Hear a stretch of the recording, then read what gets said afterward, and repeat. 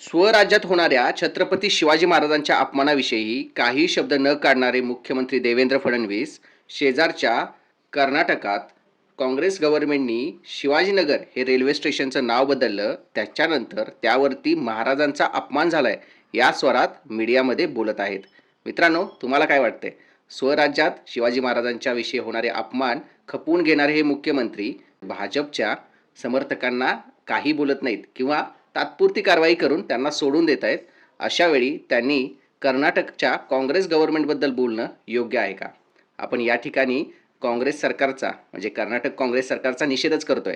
पण आपले मुख्यमंत्री देवेंद्र फडणवीस हे भाजप समर्थकांनी केलेल्या अपमानाबद्दल तेवढंसं काही कारवाई करताना दिसत नाहीत किंवा पुढे येऊन बोलताना दिसत नाहीत.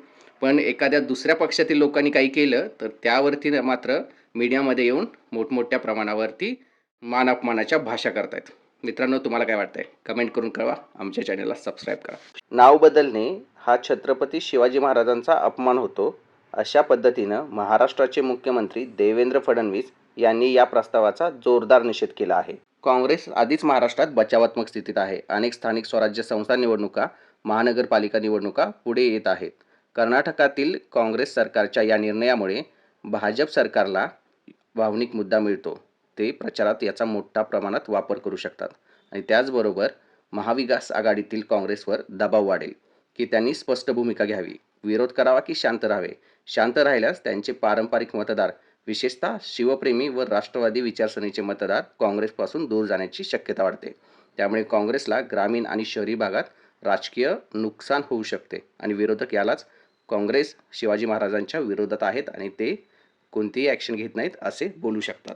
कर्नाटकातील काँग्रेसचे मुख्यमंत्री सिद्धरामय्या यांनी सेंट मेरीज बेसिलिकाच्या वार्षिक कार्यक्रमात सांगितले की सेंट मेरीच्या नावावर स्टेशन ठेवण्याचा प्रस्ताव करण्यात येईल. MLA रिजवान अरशद यांनी या बदलाची मागणी केली आहे. केंद्राला प्रस्ताव पाठवण्यात येणार आहे आणि आता आपल्याला वाट पाहावी लागेल.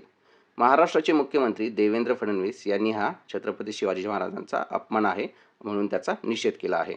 भाजपचे नेते आणि स्थानिक विरोधक म्हणतात की हे नाव बदलणं म्हणजे अपमान नाही, तर राजकारणाच्या उद्देशाने धार्मिक भावनांचा वापर केला जातोय. हे स्टेशन अजून चालू नाही. पिंक लाईन या नवनिर्मित मेट्रो लाईनचा भाग आहे आणि 2026मध्ये हे उघडण्याची अपेक्षा आहे. शिवाजीनगर नाव आधीच ऐतिहासिक, भौगोलिक आणि सांस्कृतिकदृष्ट्या महत्त्वाचे मानले जाते. लोकांचा परिचय आहे आणि त्या एरियात, त्या क्षेत्रात ओळख आणि नावाशी संबंधित गोष्टी आहेत. बदल करण्यासाठी कायदेशीर, प्रशासकीय सगळ्या गोष्टी कराव्या लागतील. आता या घटनेनंतर आगामी महानगरपालिका निवडणुका, स्थानिक स्वराज्य संस्था निवडणुका समोर आलेल्या असताना महाराष्ट्र काँग्रेस कोणती भूमिका घेणार आणि त्यांच्याबरोबर असणारे महाविकास आघाडीतील घटक पक्ष उद्धव ठाकरेंची शिवसेना आणि शरद पवारांची राष्ट्रवादी हे यावरती काय बोलणार हे महत्त्वाचं ठरणार आहे. भाजप आणि मित्रपक्ष अशा काँग्रेस सरकारच्या नाव बदलाच्या प्रस्तावाचा विरोध करतायत आणि त्याचबरोबर त्याचा निषेधित करतायत आणि याचा राजकीय फायदा ते आगामी महानगरपालिका निवडणुकीत घेऊ शकतात. अशा परिस्थितीत उद्धव ठाकरेंची शिवसेना आणि शरद पवारांची राष्ट्रवादी बरोबर काँग्रेस यांच्या भूमिकेवरती त्याचा परिणाम राजकीयदृष्ट्या काय होणार हे आपल्याला कळून येईल. मित्रांनो, तुम्हाला काय वाटतंय? काँग्रेस नेहमीच जी खोलात असते, जी चाचपडत असते आपलं अस्तित्व टिकवण्यासाठी, त्यांना त्यांच्याच पक्षातील बाकीच्या राज्यातील सरकारे अशा पद्धतीनं आणखीन खोलात घेऊन जात आहेत का? कमेंट करून कळवा. आमच्या चॅनलला सबस्क्राईब करा.